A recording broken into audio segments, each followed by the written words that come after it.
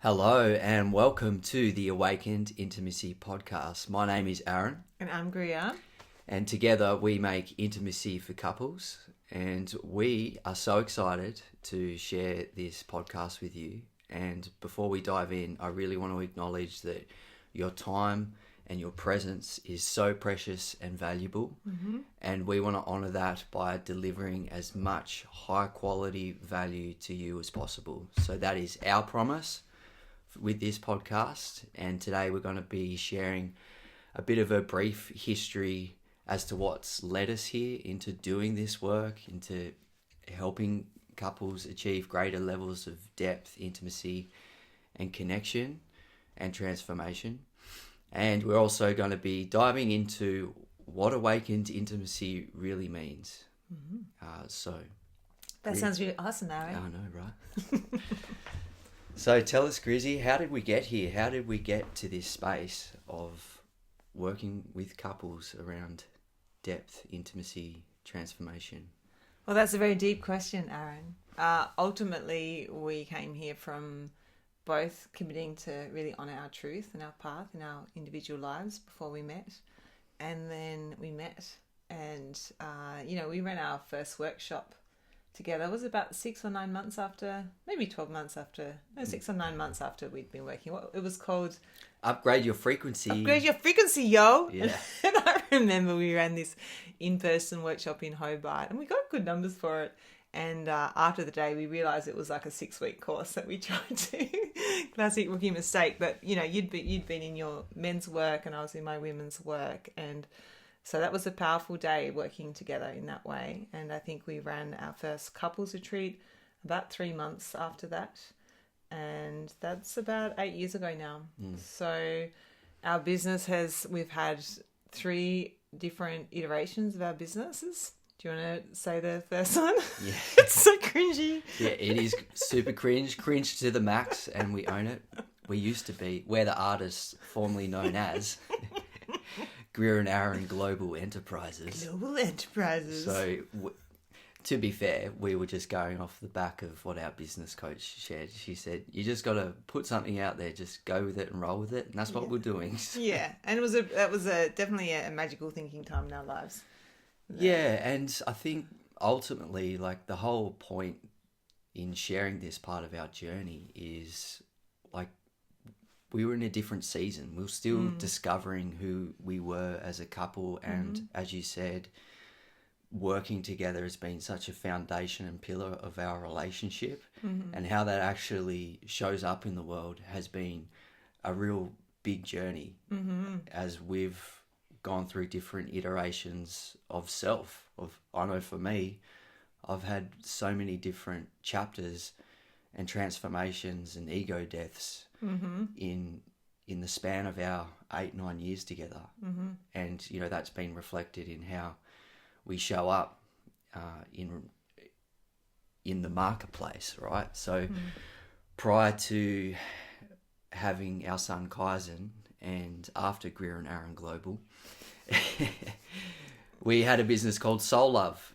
Soul Love Online. Soul Love Online. Which is a good name. That's a good name, Soul Love. It was just more of a fluffy version of what we're doing now, because, the tagline was living and loving from the soul. And what we're really referring to is, like, at our most authentic expression, in the deepest levels of who we are, like, that's our soul.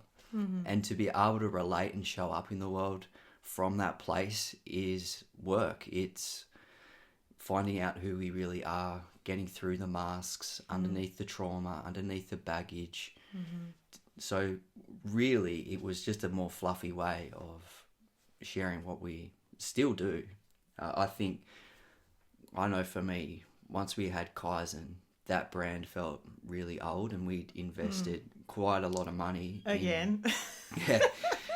in creating that brand. And we had a podcast going, we had services on offer, but as soon as Kaizen was born, it was like, oh, this isn't us anymore. And it was I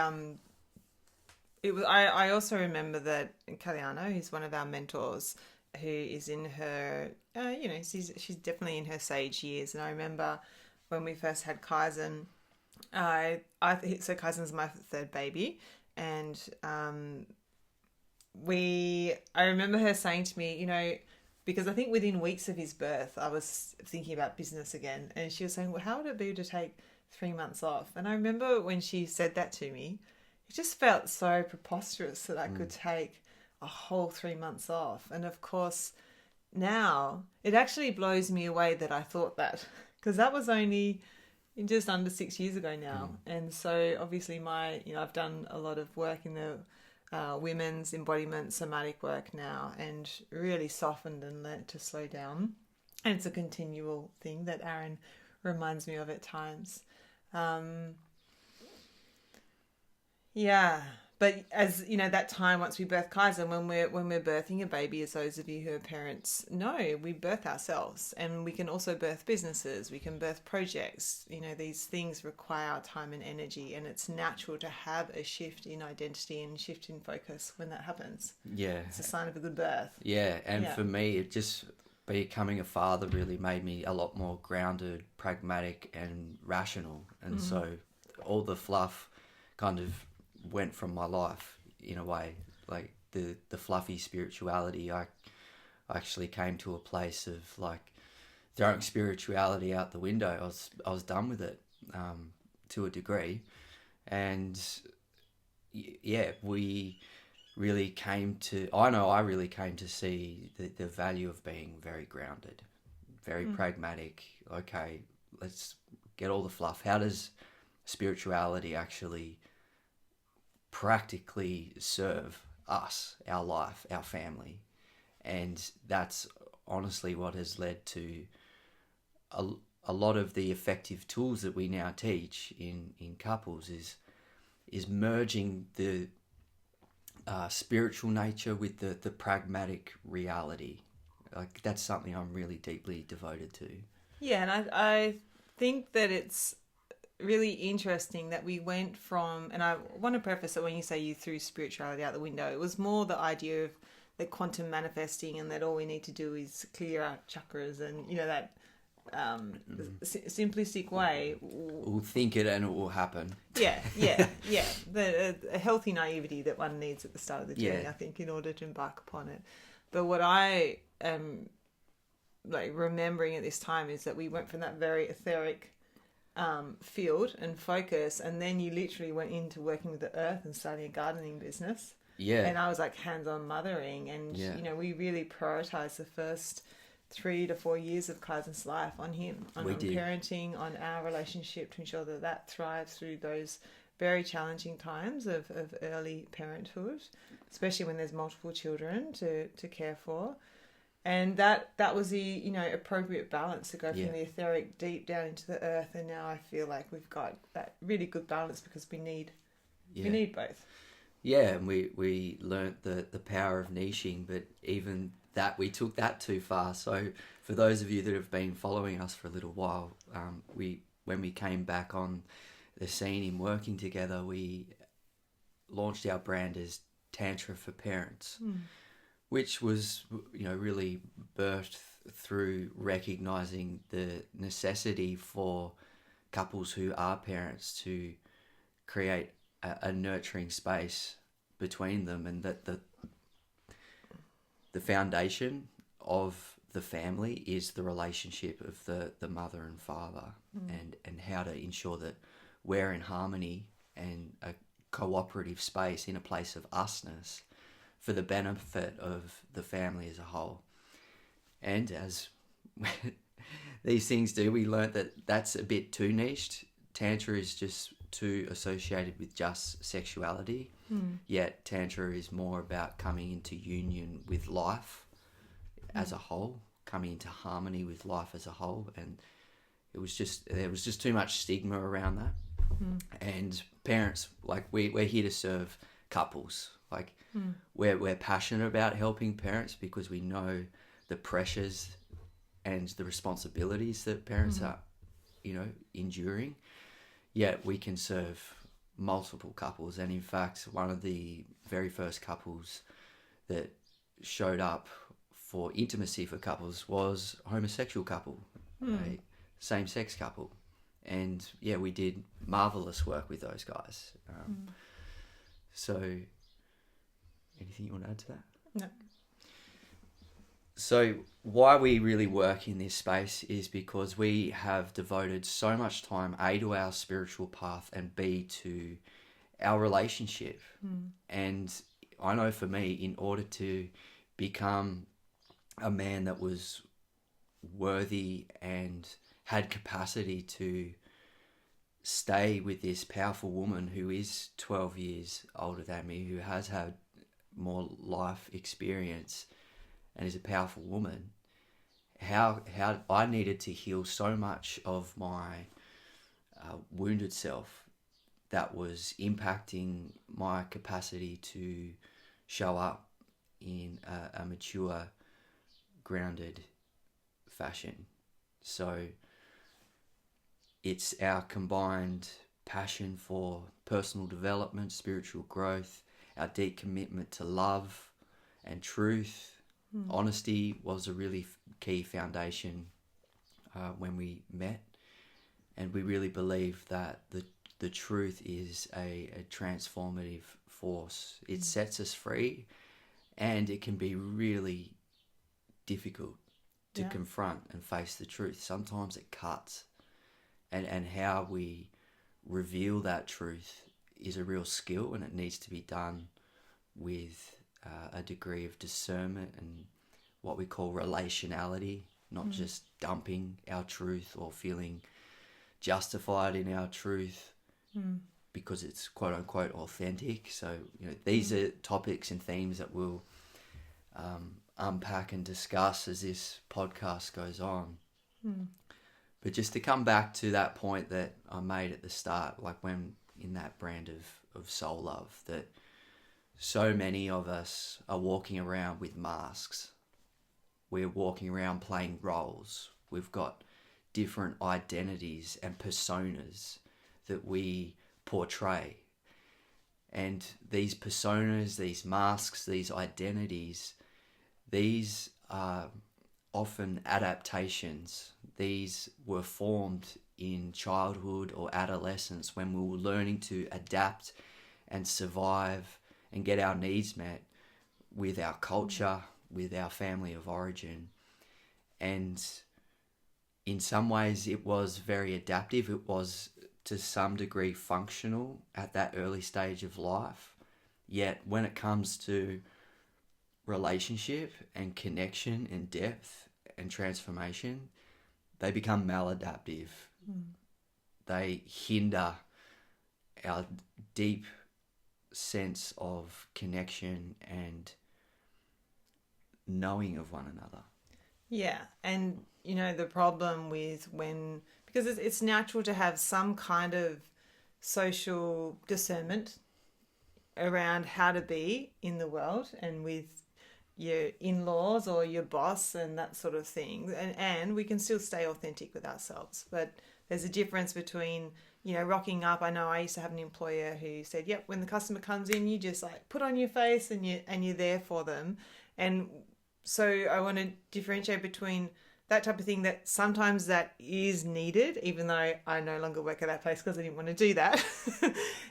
And when we're in intimate relationship, if we're trying to connect deeply, but we still have these masks on of needing to be something, and I don't want to say what my need or my desire is because you might take it the wrong way, or you may throw it back in my face, and so I'm just not actually going to say it because it's safer not to say it, or I'm going to pretend that I don't really mind, even though secretly I'm getting resentful, speaking from personal experience.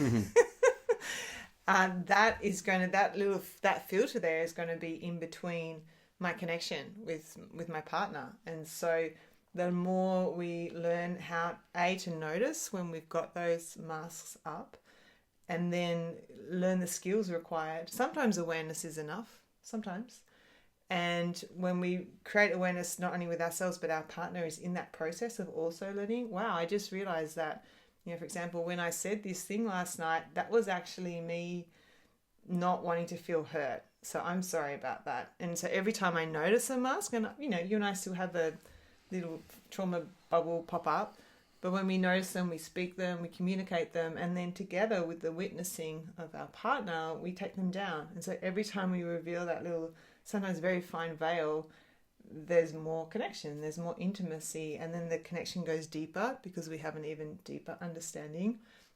The compassion grows bigger, and we start to see these, that higher purpose of the relationship and the higher intention and the bigger lessons that are at play if we choose to embark upon the yoga of relationship and using relationship as a vessel for awakening.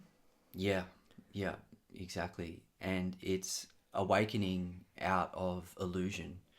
And these masks that we put up, these personas, they're not authentically who we are. So we were born into this body with a unique thumbprint. Like, just look at your thumbprint. There's a reason you can be identified as that, because guess what? You're a unique snowflake. Congratulations. We all have our unique signature, right? And guess what? People search for their purpose. I can tell you right here, right now, your purpose is to be yourself, your true self, and emphasis on the true, okay?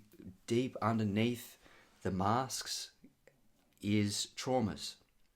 So traumas, they can be little, they can be big. Traumas can just be simply feeling like we're inadequate, like there's something wrong with us, we're not enough. And that is what fuels and creates the masks, the personas. It could be the hero child, the perfectionist, speaking from experience. It can also be the scapegoat, or the one that's just always defective and can never get his shit together. That's another role. Sometimes in the family system, if the firstborn is the hero child, sometimes it's the middle child that's the scapegoat, that's, or sometimes it's the younger one. Like, it's different for everyone. And really, the goal of spirituality isn't to become this, like, wearing mandala beads and lighting incense. That's just a spiritual ego, right? It's the true path is to become your true self.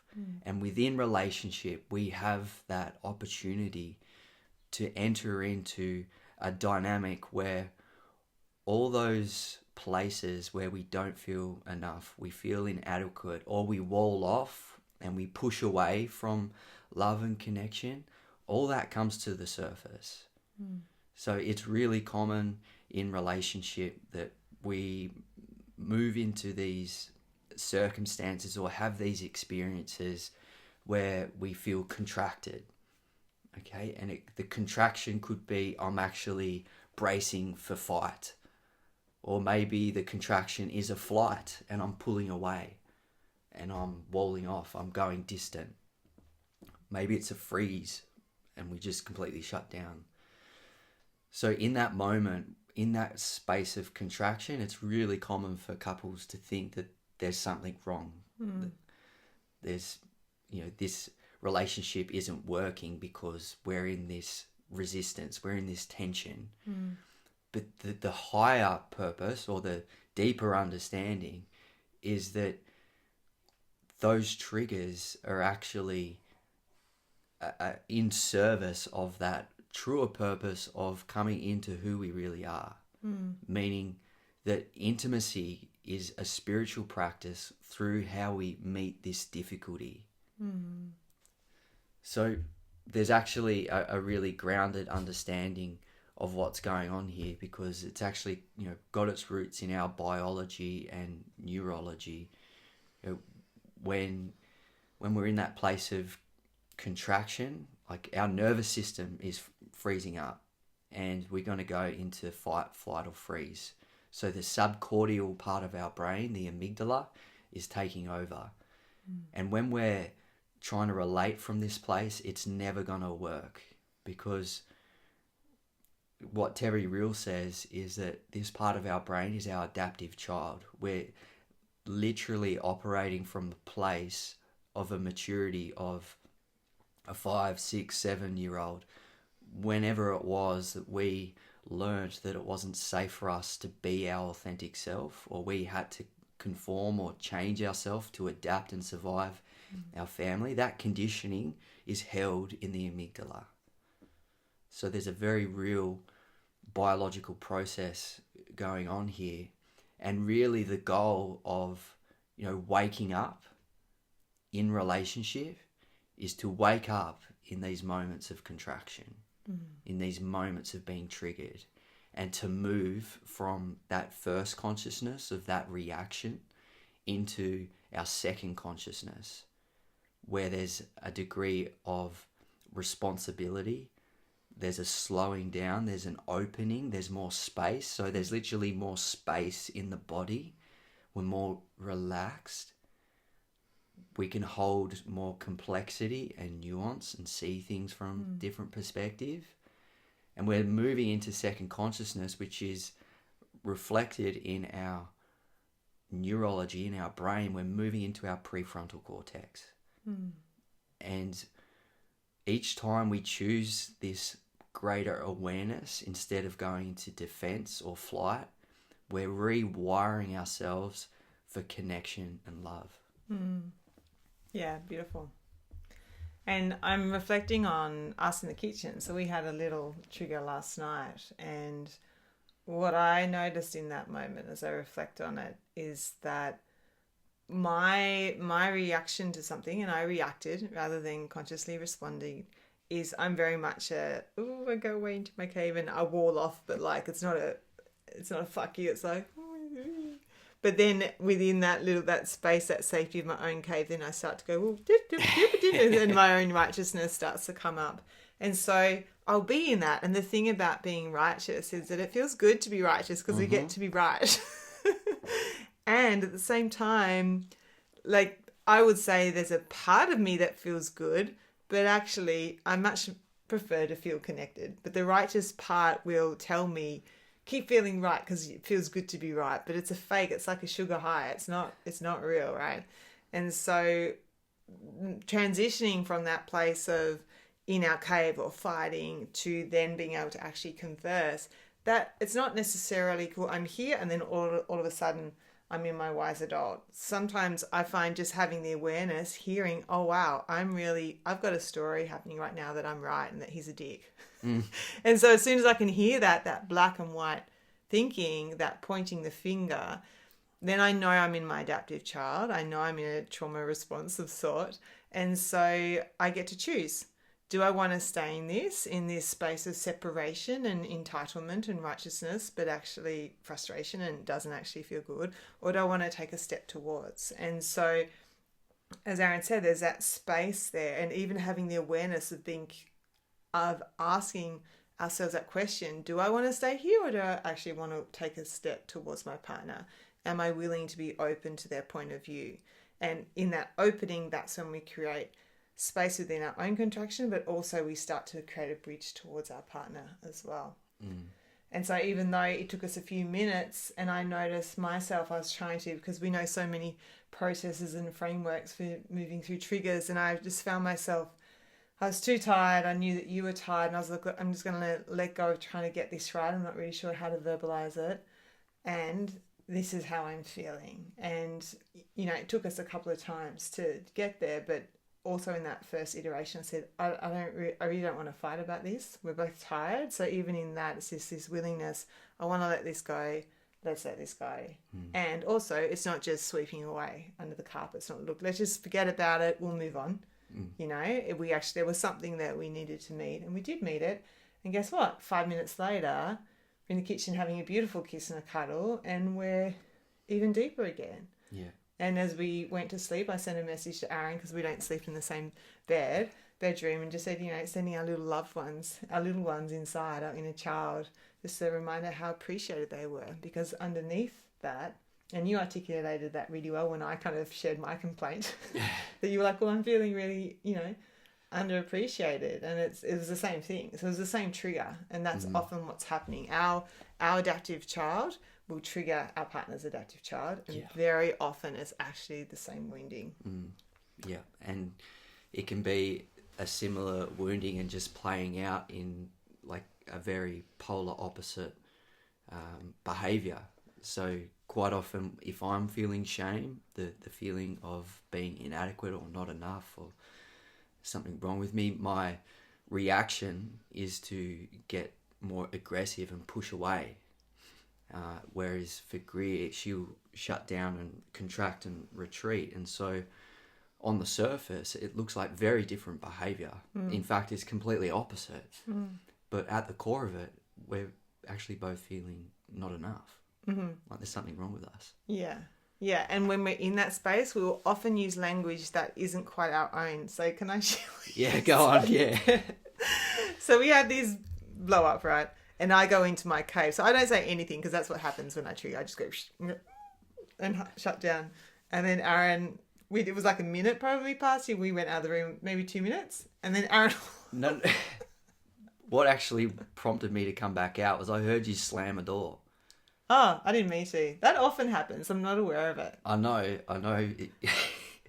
But so this is the thing, right? We're always making up meaning. And so when I heard that door slam, I heard, Greer's pissed off.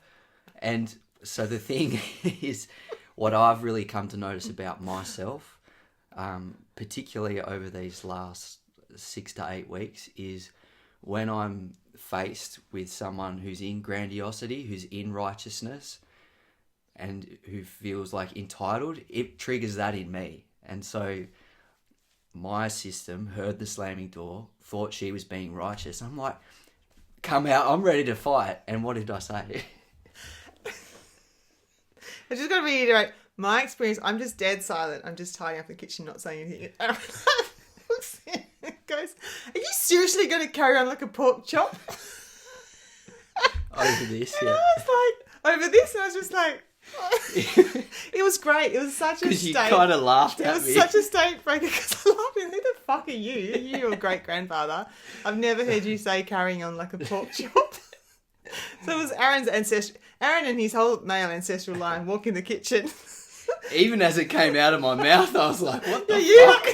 Yeah, this look of like, and yeah, but it was great because it was enough for me to kind of think I actually laughed. It was funny.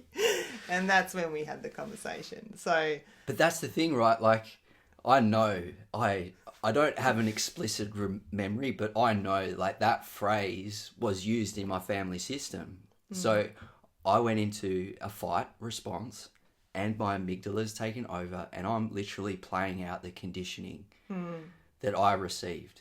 So what's happening here is my past is coming in and impacting the present. And if we want to move into a new future and have something, you know, more loving, more harmonious and integrated than what we was brought up in, it's imperative that we can overcome the patterns that are wanting to play out, that reactive pattern. Yeah. And I think it's really important that when we talk about this concept of intimacy, it's really becoming intimate with what's going on inside of us, our truth inside of us. And what's not so obvious is we're not just a one-dimensional being inside. Like, we've got many parts inside. Like, there's a part of me inside that's a really tender, vulnerable, innocent part. And we've got a name for him. His name's Quails. And you might see up behind us, we've got a picture of a koala bear and a deer. Because Greer's innocence, her little innocent, pure aspect is called Bams. There's little Bams, little deer. And so the shadow side of Quails, right, is Quails really loves snuggles. But he feels insecure because he doesn't feel manly enough to want a little snuggle from time to time. So in giving this aspect space to be and to live out, you know, this truth that there's a part of me that really likes a little snuggle, that I just named Quails Wants a Snuggle. My little inner koala bear just wants to snuggle right now. And it gives permission for these different aspects to be seen, to be felt, to be understood. But what's really important is that we don't want these immature parts of us to run the show. And when we're having conflict, when there's tension and we're butting heads or there's a lack of connection, it's because these immature parts of us are running the show. Yeah, and there's such incredible...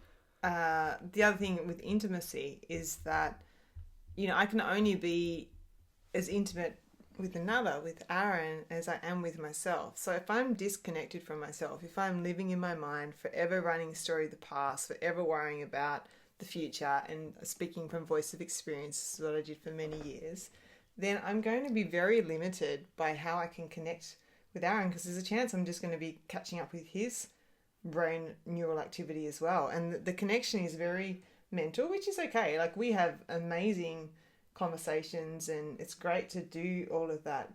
And if it's only coming from that mental body and actually not from those deeper parts, then it's limited and it's one-dimensional. And where the really deep intimacy comes from is when we're really kind of becoming aware of our somatic experience, so what we're feeling.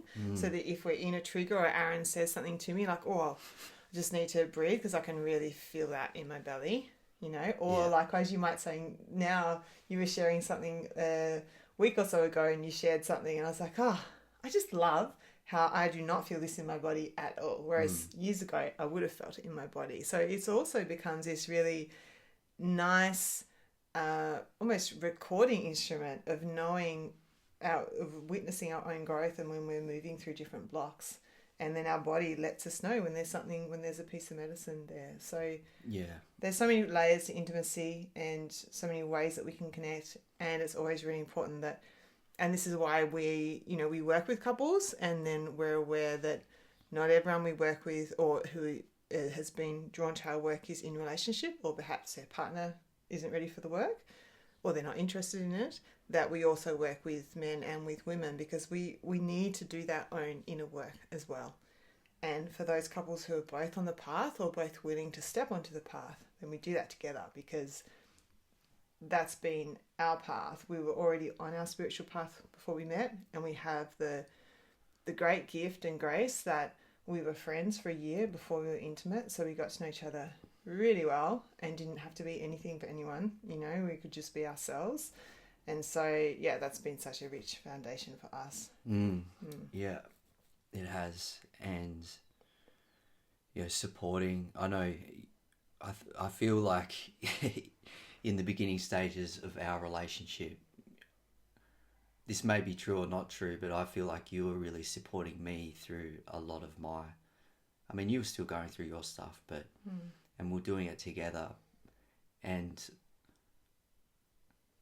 I'm interested to hear if it's true for you or not, but I felt like you were supporting me through a lot of my unprocessed traumas, a lot of my feelings of inadequacy and shame, and those feelings of inadequacy and shame led to me creating a persona of, being the hero and needing to prove myself enough as a man. And underneath that was a real vulnerability of, can I be loved for just simply who I am and not what I do, and my performance. And there was also stuff around my sexual energy and feeling like I couldn't contain that, and like that was too much and that was going to ruin the relationship. I had a lot of fear around it, like, can I contain this energy? I need to be honest about how much it impacts my inner world, and I don't know if I can contain it. I don't know what that's going to mean for us.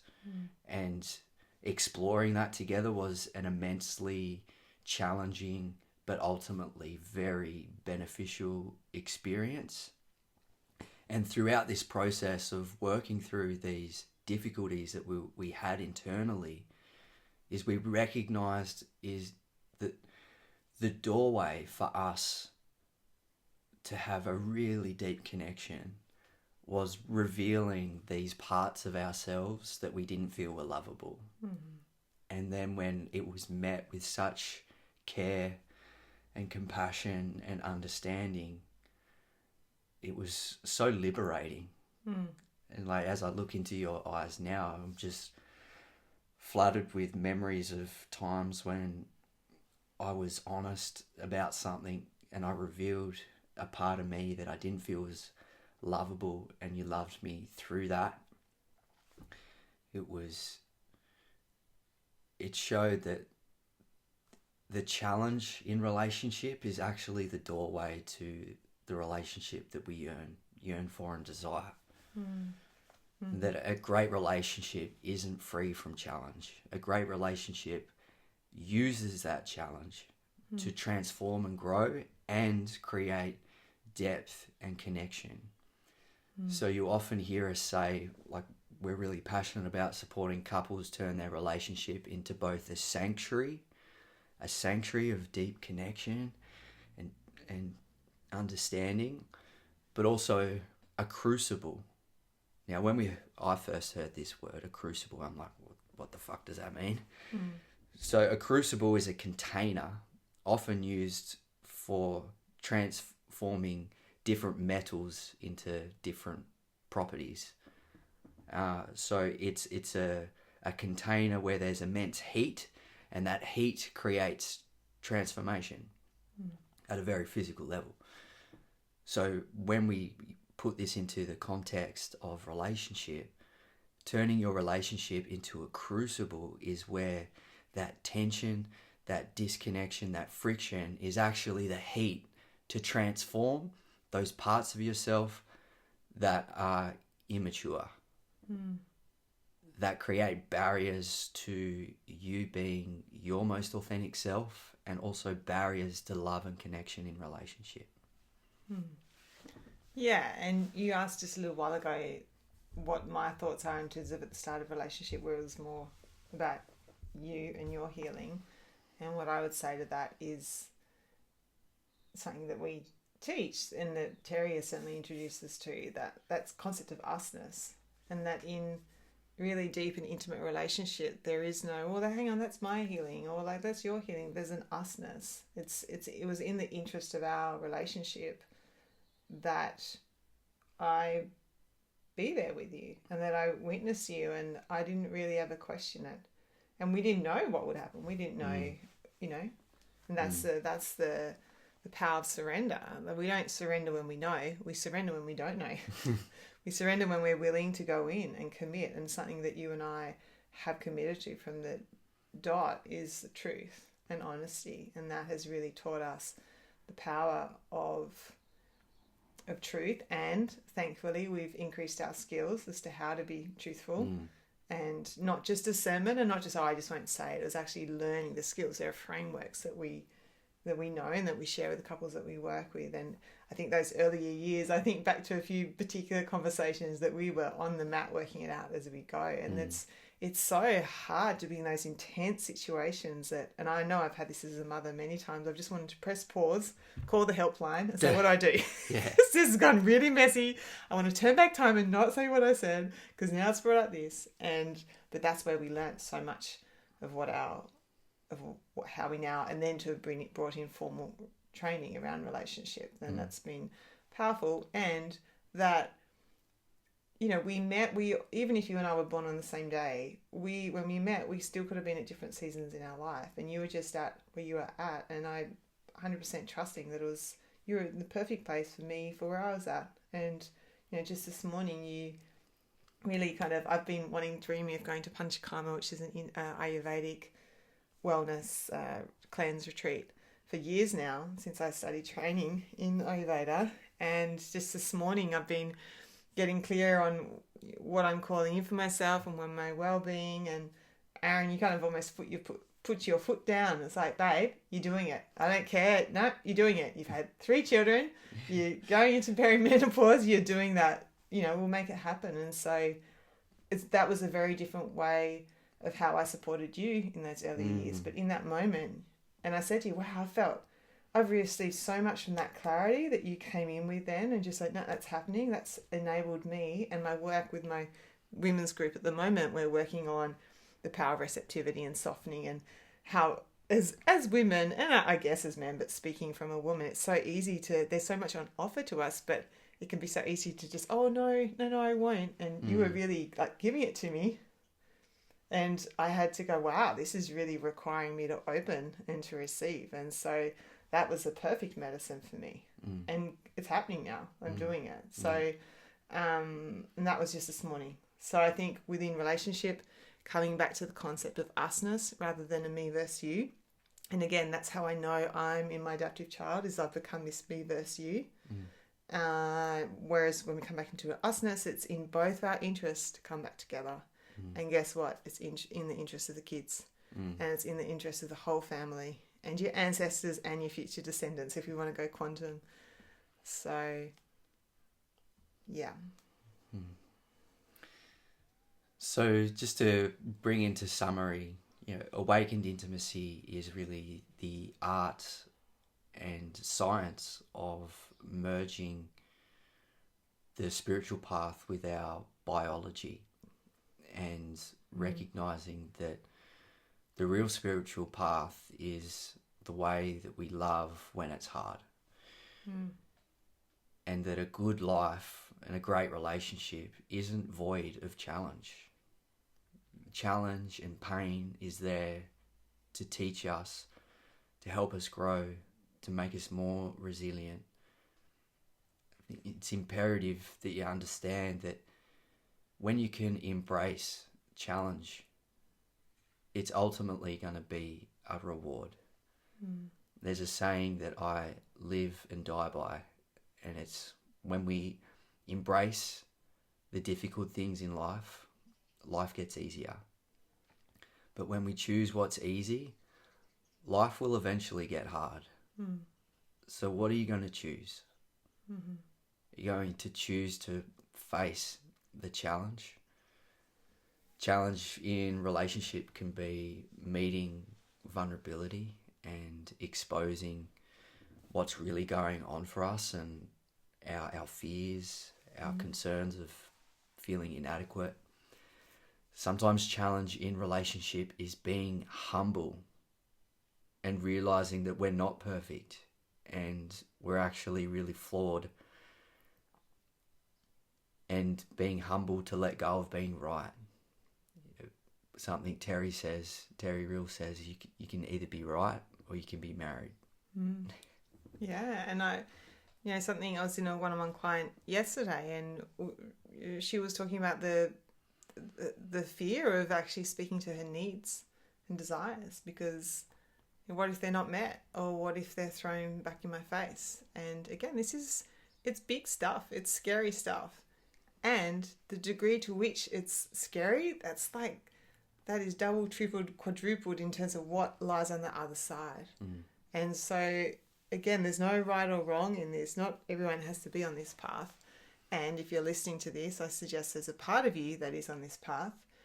And it's also you don't have to be all in or all out. You can make your way and take the steps. And at some point, I think in my experience, once I internally, even before we met, committed to intimate relationship within myself, my life changed very quickly. And I met you very quickly. And the path was revealed. For me, my path was truth. My path was, because I recognised at age 21 that I had masks up, and I was sick of it. I was sick of being a liar. I was sick of deceiving my family. I was sick of making up stories to my friends so that I would be liked and accepted. I was tired of it. And I was also wanting to discover the truth of reality. I had an awakening at age 21. I was aware that there was a relationship between my inner world, my thoughts and my feelings, and what was showing up in my outer world. And so I was intensely devoted to discovering the absolute truth.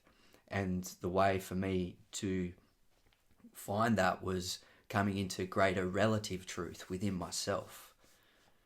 So absolute truth being the truth of reality, but there's also a truth within me, and coming into a place of alignment and coherence. And I'm sure in this podcast ongoing, we will speak about attunement.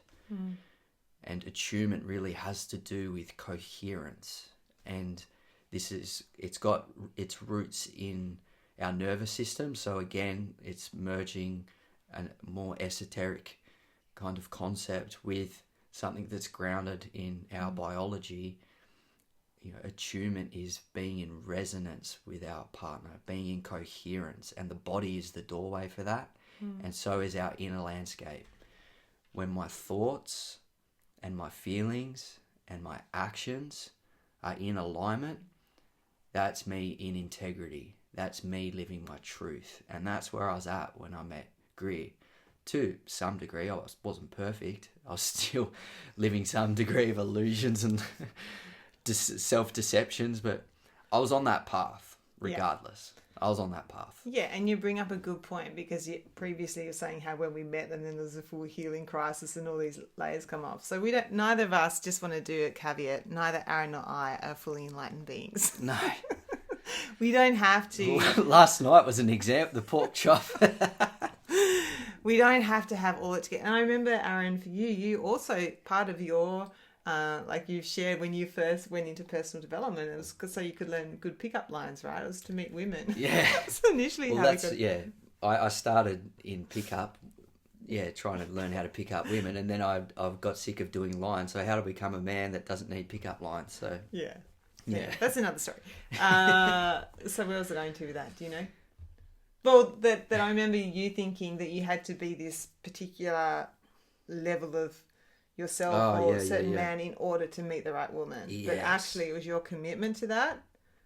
And likewise, it was, and I'll share this in another story, it was through the passing of my father that I saw all of these veils that I hadn't realised. And I was like, right, I'm committing to my truth because I want intimacy because of what I experienced through the 2-year journey from my father's diagnosis to his passing. Yeah. So I think that's a good place to leave the first episode. What do you reckon?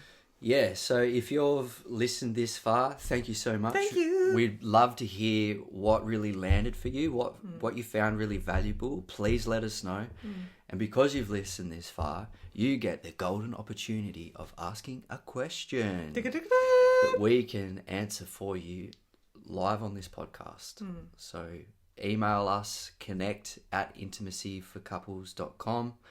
Let us know your questions. We would absolutely love and be honoured to answer them. Absolutely. So thank you for your time. And as always, dare to go deeper. Bye.